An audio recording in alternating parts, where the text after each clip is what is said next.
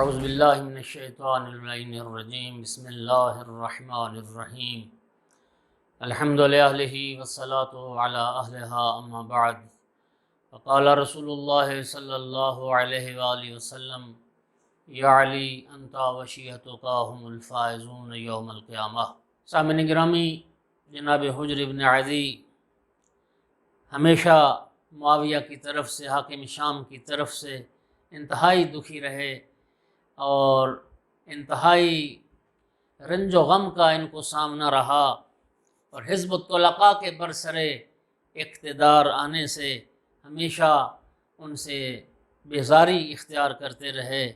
اور ان پر نفرین کرتے، اس لیے کہ یہ گروہ وہ گروہ تھا کہ جن پر رسول اللہ نے بھی لعنت فرمائی تھی۔ سن 40 ہجری میں آقا امیر المومنین علیہ السلام کی شہادت کے بعد امام حسن مجتبیٰ علیہ السلام کا امامت کا دور شروع ہوا اور خلافت کا دور شروع ہوا، اور جناب حجر مولا امیر المومنین علیہ السلام کی طرح سے امام حسن مجتبیٰ علیہ السلام کے بھی وفادار اور مخلص ساتھیوں میں رہے، اور جب صلح کا واقعہ ہوا اور صلح کے بعد جب پوری حکومت معاویہ کے تصرف میں چلی گئی تو حاکم شام نے کوفہ پر مغیرہ بن شعبہ کو گورنر نامزد کیا۔ کوفہ کی حکمرانی مغیرہ کے حوالے کی گئی، اور مغیرہ جب کوفہ روانہ ہونے لگا تو حاکم شام نے بلا کے کہا کہ اے مغیرہ، میرے دل میں بہت ساری باتیں ہیں جو میں تمہیں سمجھانا چاہتا ہوں، لیکن مجھے تمہاری بصیرت پر، تمہاری دانش پر، تمہاری ہوشیاری پر بہت اعتماد ہے، اور میں تم پر بھروسہ کرتا ہوں کہ سارے معاملات انشاءاللہ تم ٹھیک طریقے سے انجام دو گے، اور تم جانتے ہو کہ کن امور میں میری خوشنودی ہے، تم جانتے ہو کہ میری حکومت کی ترقی کن معاملات میں ہے اور میری رعایا کی بہتری کن چیزوں میں ہے۔ ہاں، لیکن ایک بات میں تم سے ضرور کروں گا، اور ایک بات میں تمہیں ضرور سمجھانا چاہتا ہوں، اور اس کو تم نے کبھی فراموش نہیں کرنا، اور وہ یہ ہے کہ کوفہ جا کر علی ابن ابی طالب اور ان کے شیعوں پر تو نے کبھی بھی سب و شتم کو اور لعن کو، دشنام ترازی کو فراموش نہیں کرنا، اور اس میں کوئی دقیقہ فروگزاشت نہیں کرنا، اور اس کے بعد عثمان پر ان کے لیے استغفار کرنا اور ان کے لیے دعا کرنا، اور پھر اس میں یہ عمل تسلسل کے ساتھ جاری رہے، علی کے شیعوں کو خود سے دور کرنا، لیکن اور ان کے عیب تلاش کرنا، عیب جوئی کرنا، لیکن عثمان کے شیعوں کو اپنے قریب کرنا اور ان کو بلند مقام دینا، اور شیعان عثمان کی بات ماننے میں دریغ نہ کرنا۔ مغیرہ کہتا ہے اے معاویہ، اے حاکم، یہ کوفہ کی حکمرانی میرے لیے نئی نہیں ہے، چونکہ مغیرہ وہ شخص ہے جو حضرت عمر کے زمانے میں بھی اس کوفہ کا گورنر رہ چکا تھا اور کافی عرصہ اس کا اقتدار رہا۔ کہتا ہے اے معاویہ، میں دوسروں کی طرف سے بھی کوفے پر حاکم رہا ہوں، اور یہ حکمرانی کوئی میرا نیا تجربہ نہیں ہے، میں پرانا تجربہ کار ہوں، اور پہلے خلفاء نے بھی میرے انداز حکمرانی میں کوئی عیب نہیں نکالا، اور نہ انہیں کوئی اعتراض کا موقع ملا، اور نہ انہوں نے کسی میرے کام پر مذمت کی، اور تم بھی میرا کام دیکھو گے تو اس وقت میری کارکردگی دیکھنے کے بعد میری مذمت یا تعریف کرنا۔ معاویہ کہنے لگا میں انشاءاللہ تیری تعریف کروں گا۔ مغیرہ کوفہ کا گورنر بن گیا، کوفہ کا حاکم ہو گیا، اور کوفہ میں آیا تو معاویہ کی مرضی کے مطابق یہاں پہ حکمرانی ہونے لگی، اور وہ جو خصوصی وصیت حاکم شام نے کی تھی اپنے خطبات میں، اپنی تقریروں میں،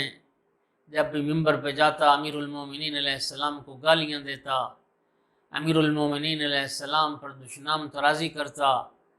آقا امیر المومنین کی شان میں گستاخی کرتا اور شیعیان امیر المومنین کو گالیاں دیتا، عثمان کے لیے دعائے مغفرت، دعائے خیر کرتا، استغفار کرتا۔ جناب حجر ابن عدی مغیرہ کی جب ایسی گفتگو کو سنتے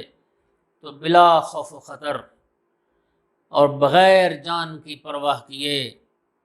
وہ امیر المومنین کے حق ولایت کا دفاع کرتے اور مغیرہ کو ٹوکتے اور جواب دیتے اور فرماتے کہ خدا نے تم پر لعنت کی ہے، اللہ نے تیری مذمت کی ہے۔ اور کبھی کھڑے ہو کے کہتے،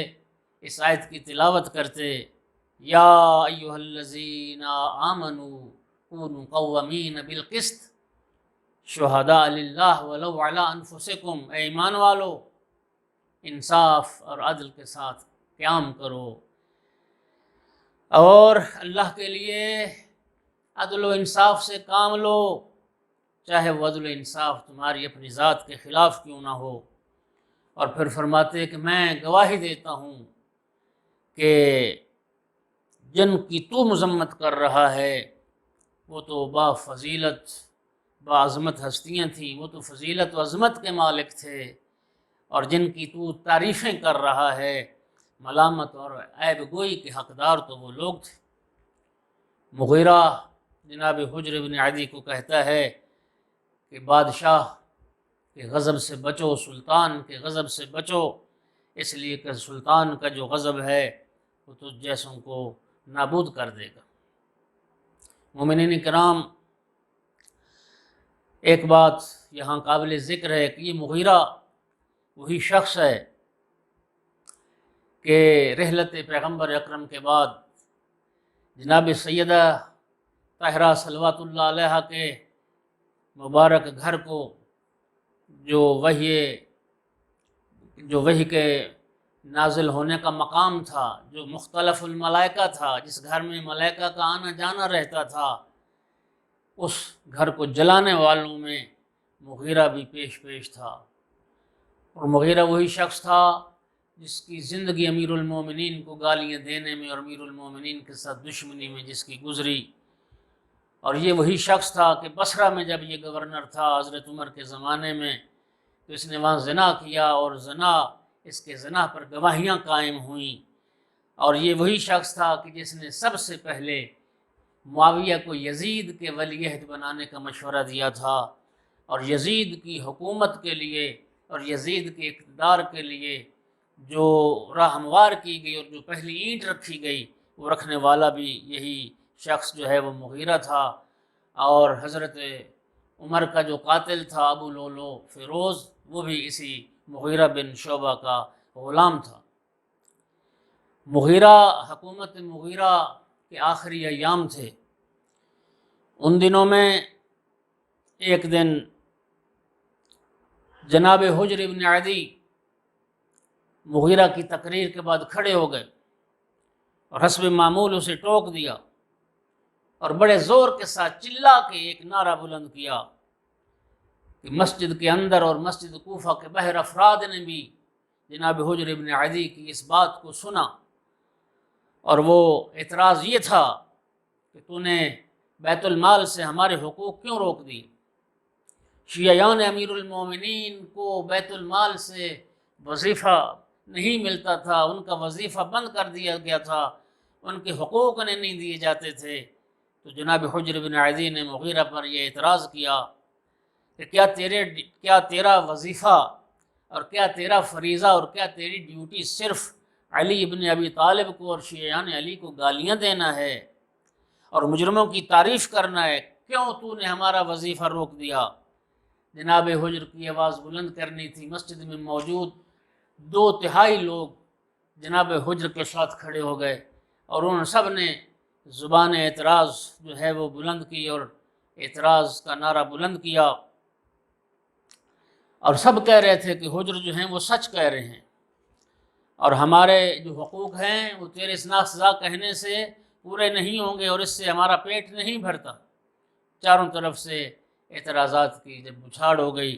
تو مغیرہ منبر سے اترا اور سیدھا اپنے محل میں چلا گیا۔ مغیرہ بن شعبہ کے چند جو اس کے مخلص لوگ تھے وہ مغیرہ کے پاس پہنچے اور مغیرہ سے جا کے کہا، مغیرہ تو حجر پر سختی کیوں نہیں کرتا، تو زبردستی اس کو روکتا کیوں نہیں ہے؟